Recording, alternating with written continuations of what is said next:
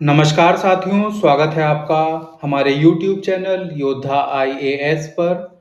मेरा नाम है जितेंद्र और मैं लेकर आया हूँ आपके लिए ये यूपीएससी प्रीलिम्स पॉलिटी से लेक्चर 4। आज हम बात करेंगे प्राइम मिनिस्टर ऑफ इंडिया के बारे में, उनके रोल, पावर्स और रिमूवल के बारे में। तो इंडियन कॉन्स्टिट्यूशन में लिखा है प्रेसिडेंट के बारे में, लेकिन real executive power prime minister के पास होती है। इसलिए यूपीएससी के लिए तो ये बहुत एक्सट्रीमली इंपॉर्टेंट टॉपिक हो जाता है। अब हम देखते हैं वाई प्राइम मिनिस्टर मैटर्स। तो सबसे पहले एक बेसिक क्लियरिटी, इंडिया एक पार्लियामेंट्री डेमोक्रेसी है। इस सिस्टम में पावर एक ही जगह कंसंट्रेटेड नहीं होती, लेकिन सेंटर ऑफ ग्रेविटी होता है प्राइम मिनिस्टर। तो प्राइम मिनिस्टर गवर्नमेंट को लीड करता है, पार्लियामेंट को डायरेक्शन देता है और प्रेसिडेंट और काउंसिल ऑफ मिनिस्टर्स के बीच एक ब्रिज की तरह से काम करता है। इसलिए प्राइम मिनिस्टर को कहते हैं real executive head of India. अब थोड़ा कॉन्स्टिट्यूशनल पोजीशन देख लेते हैं इसका, संविधान में कैसे मेंशन है। तो कॉन्स्टिट्यूशन प्राइम मिनिस्टर का नाम डायरेक्टली कम यूज करता है, लेकिन उसकी पोजीशन क्लियर है। तो प्राइम मिनिस्टर का मेंशन मिलता है आर्टिकल 74 के अंदर, साथ ही साथ आर्टिकल 75 के अंदर। आर्टिकल 74 बोलता है काउंसिल ऑफ मिनिस्टर्स प्रेसिडेंट को एड और एडवाइस करेगी, और आर्टिकल 75 बोलता है प्राइम मिनिस्टर को प्रेसिडेंट अपॉइंट करता है। याद रखिए, प्रेसिडेंट नॉमिनल हेड है, प्राइम मिनिस्टर रियल एग्जीक्यूटिव है। अब हम देख लेते हैं अपॉइंटमेंट ऑफ प्राइम मिनिस्टर। तो प्राइम मिनिस्टर का अपॉइंटमेंट करता है प्रेसिडेंट। जनरली प्रेसिडेंट उस लीडर को अपॉइंट करता है जो लोकसभा में मेजॉरिटी प्रूव कर सकता हो। अगर क्लियर मेजॉरिटी नहीं है तो प्रेसिडेंट अपना डिस्क्रिशन यूज करता है। अगर प्राइम मिनिस्टर एमपी नहीं है तो उसे 6 महीने के अंदर एमपी बनना जरूरी होता है। अब देख लेते हैं ओथ एंड टर्म। तो प्राइम मिनिस्टर का कोई फिक्स्ड टेन्योर नहीं होता। जब तक लोकसभा का कॉन्फिडेंस है तब तक प्राइम मिनिस्टर होता है। ओथ प्राइम मिनिस्टर को दिलाता है प्रेसिडेंट। तो प्राइम मिनिस्टर का टर्म डायरेक्टली लिंक्ड होता है लोकसभा के टर्म के साथ। अब प्राइम मिनिस्टर एंड प्रेसिडेंट में थोड़ा देख लेते हैं। तो प्राइम मिनिस्टर प्रेसिडेंट का प्रिंसिपल एडवाइजर होता है। प्राइम मिनिस्टर प्रेसिडेंट को बताता है कैबिनेट डिसीजंस के बारे में और इम्पॉर्टेंट पॉलिसी मैटर्स के बारे में।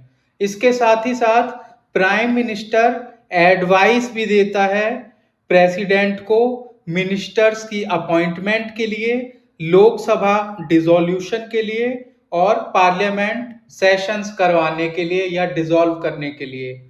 तो याद रखिए, प्रेसिडेंट प्राइम मिनिस्टर के बिना इफेक्टिवली काम नहीं करता। अब prime minister and council of ministers. तो काउंसिल ऑफ मिनिस्टर्स का हेड प्राइम मिनिस्टर होता है।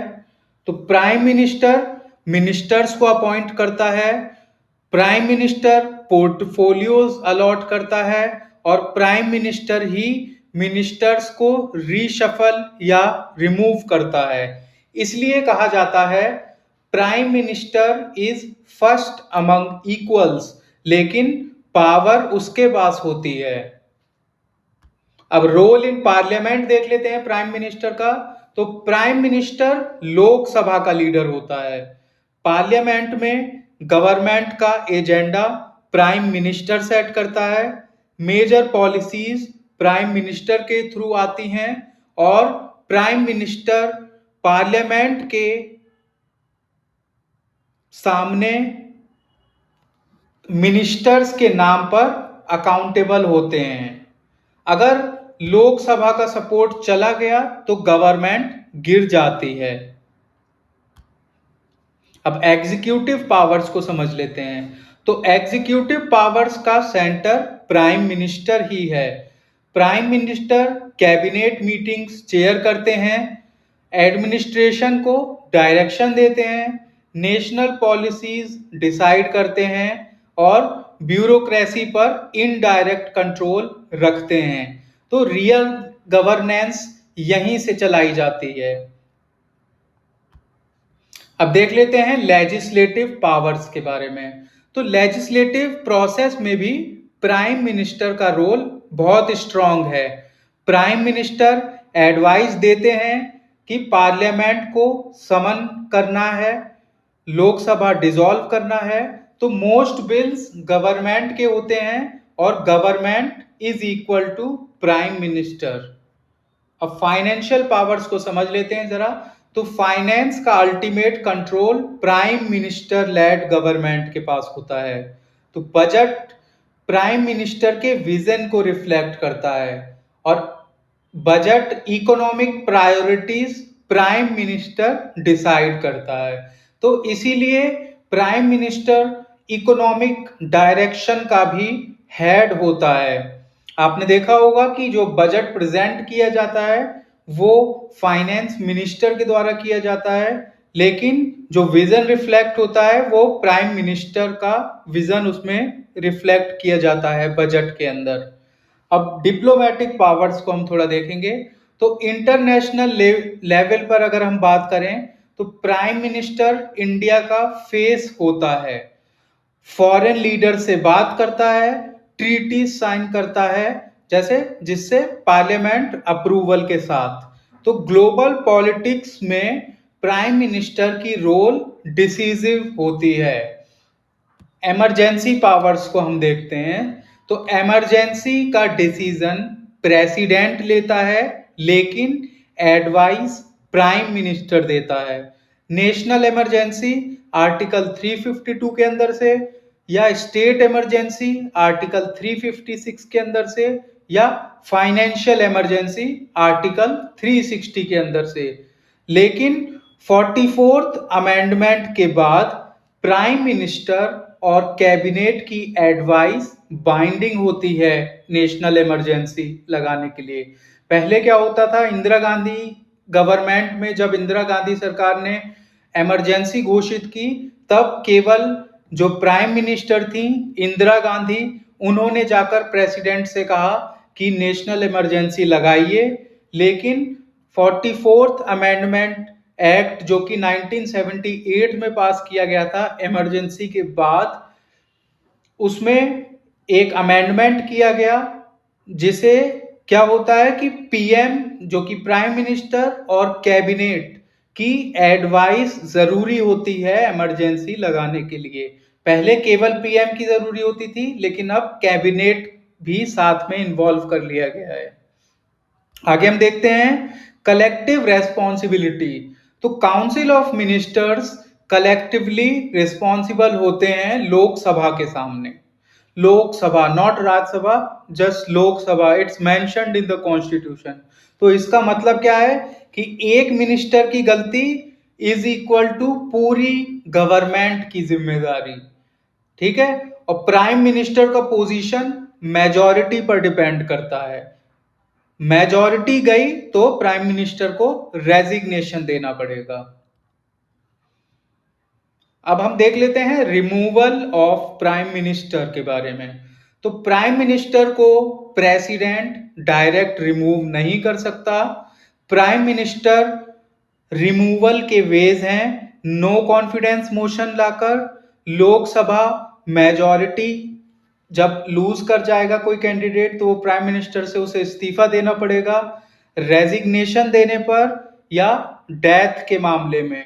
तो सबसे इंपॉर्टेंट जो है वो है लोकसभा का कॉन्फिडेंस। आगे हम देखते हैं प्राइम मिनिस्टर वर्सेस प्रेसिडेंट के अंदर। तो एक क्लियर डिफरेंस समझिए, प्रेसिडेंट डी ज्योर हेड होता है और प्रेसिडेंट नॉमिनल अथॉरिटी होल्ड करता है। अब अगर हम प्राइम मिनिस्टर की बात करेंगे तो prime minister de facto head होता है और रियल एग्जीक्यूटिव पावर वो होल्ड करता है। तो यूपीएससी इसी डिफरेंस से क्वेश्चन बनाता है और आपको ये बहुत बार देखने को मिलता है। अब इंपॉर्टेंट टर्म्स फॉर प्रीलिम्स देख लेते हैं। ये कीवर्ड्स आपको जरूर याद रखने हैं। जैसे पहला है de facto executive, second is parliamentary system, third is collective responsibility, fourth is council of ministers and fifth is majority rule. आप यहाँ पर वीडियो को पॉज करके इनकी मीनिंग या डेफिनेशन अपने वर्डों में कमेंट सेक्शन में मेंशन करके लिख के देख सकते हैं कि आपको क्या इनके बारे में पता है। अब आगे चलते हैं इंपॉर्टेंट आर्टिकल्स की तरफ। तो इंपॉर्टेंट आर्टिकल्स यहाँ पर हमें देखने को मिलेगा आर्टिकल 74 एड एंड एडवाइस की बात करता है ये। आर्टिकल 75 अपॉइंटमेंट एंड टेन्योर की बात करता है ये प्राइम मिनिस्टर के लिए। और आर्टिकल 78 ड्यूटीज बताता है प्राइम मिनिस्टर की। आर्टिकल 352 ये इमरजेंसी की बात करता है और इसमें भी प्राइम मिनिस्टर का मेंशन है। अब कॉमन प्रीलिम्स ट्रैप्स देख लेते हैं हम जरा। तो prime minister has a fixed tenure, ये गलत है। कुछ लोग समझते हैं कि प्राइम मिनिस्टर का जो टेन्योर है वो 5 ईयर फिक्स्ड है। ऐसा बिल्कुल नहीं है। प्राइम मिनिस्टर तब तक प्राइम मिनिस्टर है जब तक वो लोकसभा में मेजॉरिटी मेंटेन करता है। अगर मेजॉरिटी से हट जाता है तो प्राइम मिनिस्टर को रेजिग्नेशन देना पड़ेगा, भले ही उसने अभी 5 साल पूरे नहीं किए हैं अपनी सरकार के। इसके बाद सेकंड हम देख लेते हैं, president remove PM. No, president PM को रिमूव नहीं करता है। पीएम को रिमूव करती है लोकसभा और कॉन्फिडेंस ऑफ द हाउस ये डिसाइड करेगा कि पीएम कब तक पीएम बने रहेंगे। इसके बाद prime minister not accountable to Lok Sabha. This is a wrong statement. आपको समझना है कि प्राइम मिनिस्टर जो है वो लोकसभा को अकाउंटेबल है सबसे ज्यादा। अब अगला पीएम डायरेक्टली इलेक्टेड। तो क्या प्रधानमंत्री को डायरेक्टली इलेक्ट किया जाता है? ऐसा नहीं है। प्रधानमंत्री को इलेक्ट करने के लिए आपको पता है कि जो भी मेजॉरिटी पार्टी है वो पार्टी डिसाइड करेगी कि उस पार्टी का कौन लीडर प्राइम मिनिस्टर बनेगा। अब इन सब से बचना ही प्रीलिम्स क्लियर कराता है। आपको समझना है, ये याद रखना है। थोड़ा रैपिड रिवीजन कर लेते हैं जो अभी हमने पढ़ा। Quick recap. तो PM is equal to real executive appointed by president, head of council of ministers, accountable to Lok Sabha और removed by majority loss. Conclusion है यहाँ पर कि प्राइम मिनिस्टर इंडियन गवर्नेंस का पिवॉट है। अगर पीएम समझ लिया तो executive part of polity clear हो जाता है। नेक्स्ट लेक्चर में हम देखेंगे काउंसिल ऑफ मिनिस्टर्स के बारे में। आज का वीडियो बस यहीं तक था। मिलते हैं अगले वीडियो में। प्लीज चैनल को सब्सक्राइब करें, वीडियो को लाइक करें और ज़्यादा से ज़्यादा शेयर करें। अगले वीडियो में मिलेंगे लेक्चर 5 के अंदर। आज के लिए इतना ही। धन्यवाद।